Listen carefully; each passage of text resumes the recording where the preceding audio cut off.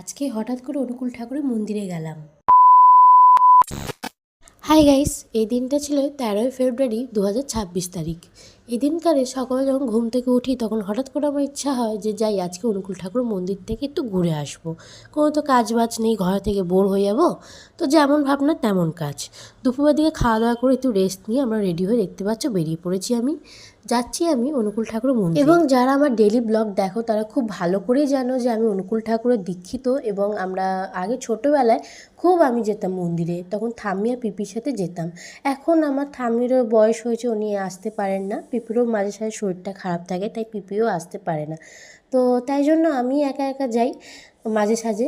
আর আগে বলতে গেলে তো প্রতি শুক্রবার করে আমরা যেতাম, কিন্তু এখন আর যাওয়া হয় না। বাট যাই হোক, এখানে কিন্তু মন্দিরের দিকে চলে এসেছি। আর মন্দিরে কিছুটা গেলেই কিন্তু একটা চায়ের দোকান আছে। এই কাকিমার কাছে আমরা ছোটোবেলা থেকে আমি চা খাই। আমরা যখনই আসি না মন্দিরে তখনই কাকিমার কাছে আমি চা খাই। চাটা কিন্তু হেভি বানায়। তো আগে গিয়েই কিন্তু আমি চা খেয়ে নিয়েছিলাম, কারণ আমার খুব জোর খিদে পেয়েছিলো, তাই আমি চা বিস্কিট খেয়ে তারপর দেখতে পাচ্ছ আমি কিন্তু বাবার মন্দিরের কাছে চলে এসেছি। আর বাবার মন্দিরের কাছে কিন্তু এখানে সব বাবার ফটো, নানা রকমের ওষুধপালা নিয়ে একটা দাদু বসে আছেন।